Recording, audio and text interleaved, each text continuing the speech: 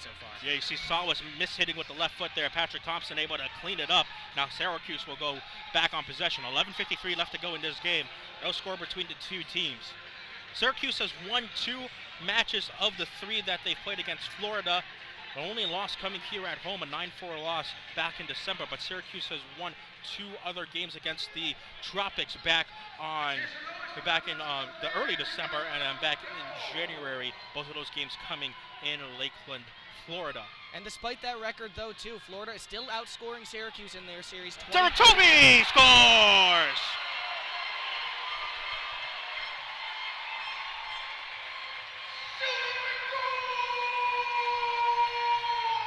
Darren Toby has also been on fire as well. Last 2 goals came against St. Louis in the last match, and now he adds his 5th goal of the season. Silver Knights take an early 1-0 lead. Toby, usually known as the defensive specialist, but you love to see the big man punch it in. Syracuse up 1-0. Let's see what they can do from here. Toby, in his last game, scoring those 2 goals against St. Louis. That was his first multi-goal game since 2014, and he already has a goal to his name here today. And Syracuse takes an early 1-0 lead. And Christian, you gotta wonder what that does to the confidence of Sliwa. Like you said, in his last contest, he gave up 5 goals. He has not started since that, back at January 12th. Don't expect a lot more shot attempts from Syracuse, trying to get into the head of Sliwa any way that they possibly can. Here's a top of the arc opportunity for Florida after the defensive clearance by Pat Thompson. It's Salas on the ball, tries to shot. Oh, that's a great goal from Mauricio Salas.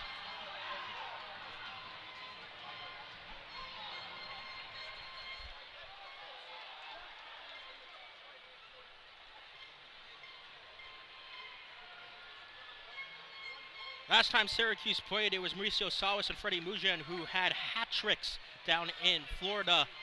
And Salas here with a beautiful left-footed shot that just rifles into the top right corner of the Syracuse net. Now it's tied at 1. That was an absolute firecracker. You cannot place that any better. What a shot by Salas. Salas now ties himself with Muyen for the team lead in goals for Florida. They both have 13 each. Now this game quickly tied at 1. Yelvok able to hold off both Florida defenders, but it's off to Toby. Now here's Ben Raymond. Parapovich back in midfield, goes over to Toby. Back to Slav. Now, ball goes over to Yelvok, guarded there nicely by Guilherme. Back over to Slavisa. 2 men fighting for the ball there. It's Marco Rodriguez who are able to shuffle the ball away to the Florida defense. Now here's Pereira. Back to Guilherme.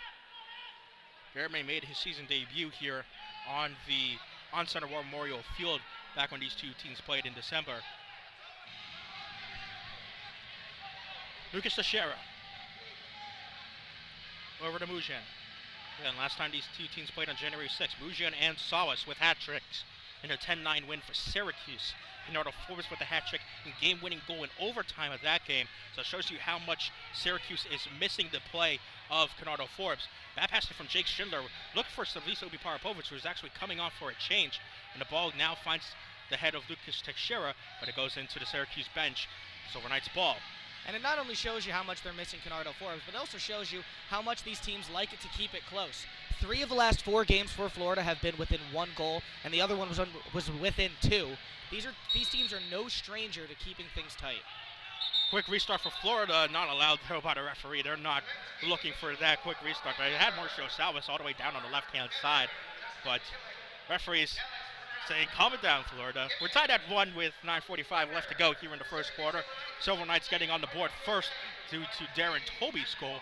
And then Florida on the board for Mauricio Salas. But Syracuse has the ball in midfield. The Tavernese is looking long for Patrick Thompson, trying to beat Teixeira for speed. Thompson with the low shot, but it's easily saved by Sliwa. Now Sliwa looking long, trying to find Diegas. It's headed in the air by Vitale, and Schindler able to control it. Bordeaux now, after a pass from Coughlin, back to Schindler. Good pressure from Diegas to make Schindler uncomfortable, but he gets the ball away. And now here's Liam Callahan. Callahan back to Bordeaux. Now Ben Raymond on the near boards. Nate Bordeaux. Don't be surprised to see a lot more action today from Bordeaux, especially with Forbes out of the lineup. There's the action, and it's just over the bar. follow up on your point there, Mason. Nate Bordeaux is the highest scoring midfielder on Syracuse without the presence of Canardo Forbes, so his presence is needed. However, here's a chance here for Anthony Rico. Shot! Great save, Coughlin. I tell you, those fantastic saves by Coughlin are just becoming normal up here in Syracuse. And now look at all the space that Nate Bordeaux has on the left side, hand side, but Rico, good job to close him down. Schempler there also to provide some support. And Bordeaux's shot is blocked there by Rico. Great sequence there from Anthony Rico, but now Bo Yelovak has a ton of space. However, he'll pass the ball back as Syracuse gets a line change. Callahan now. Over to Jake Schindler.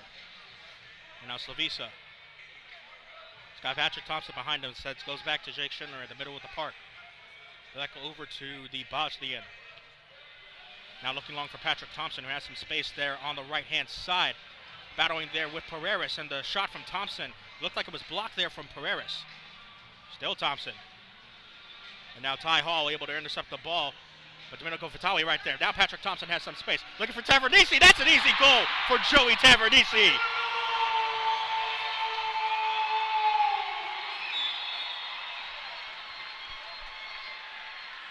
Great awareness there from Patrick Thompson to pick out Joey Tavernisi. And now Joey Tavernisi has his 18th goal of the season. I can't even be surprised. He's Syracuse's leading points getter and leading goal getter. Who else is going to punch it in besides him to put the Knights up back on top? Clay Roberts wants timeouts for the Florida Tropics. We'll return here with 7:44 left to go in the first period. It's Joey Tavernisi has put the Syracuse Silver Knights up 2-1.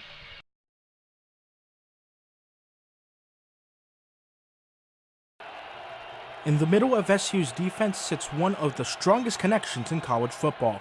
You know, Paris has been my guy since day one. It's one of my best friends in life right here, so I mean... The friendship between Zaire Franklin and Paris Bennett revs the motor of the Syracuse defense. The accolades and the stats of both senior linebackers speak for themselves. Off the field, their relationship has grown to benefit both men. You know, that's the type of friendship you really need. You help and push each other, you know, whether that was summer runs or meeting extra for film or whatever it is, you know, just making sure we both just being the player and the person that we both need to be on and off the field. Bennett and Franklin's relationship isn't just strong off the field. On the gridiron, the linebacker duo has combined to be one of the strongest and scariest pairings in the FBS, leading the Orange to a top 40 defense in the nation this season. Imagine doing something that you love to do next to one of your best friends, man. And imagine how much y'all gonna hold each other accountable and how much y'all gonna believe in each other. I already know he's gonna be there. Bennett and Franklin's connection allows the Syracuse defense to get creative. The communication and talent of both players creates matchup problems for opposing teams. And you got to block one of them, and it's really hard to block both of them. And sometimes the double team goes to one guy, and then because the other guy is single, he's got to make the play, and those guys get opportunities to make plays. With Bennett and Franklin leading the charge, the Orange defense has become a formidable force in college football. And if you ever questioned the friendship at the heart of that defense, well... Oh, well, our girlfriends are best friends, so... Christian E. Guzman, Citrus TV.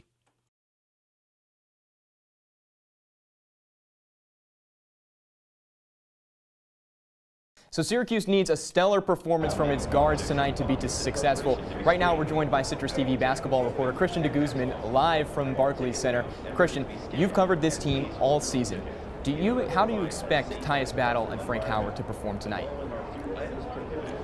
Well, Chris, I expect Tyus Battle and Frank Howard to have a good game offensively. It's really defensively to see whether this team can really succeed against Wake Forest. Brian Crawford, Mitchell Wilbekin, really two of many three-point shooters that this Wake Forest team has. Wake Forest shoots 45% against Syracuse this year from the three-point range. So really, can Tyus Battle and Frank Howard step up defensively is going to be the key to this game. And really, if Syracuse can pull out a victory against the Demon Deacons. Yeah, this team, both of these teams, very familiar with each other. They've seen each other 3 times this year. Tell us something that fans don't know about the Demon Deacons.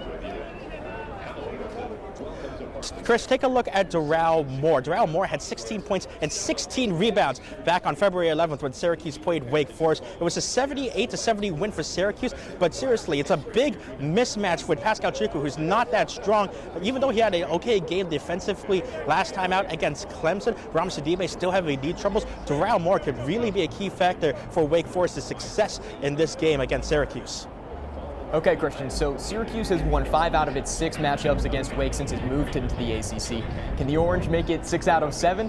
What's your prediction?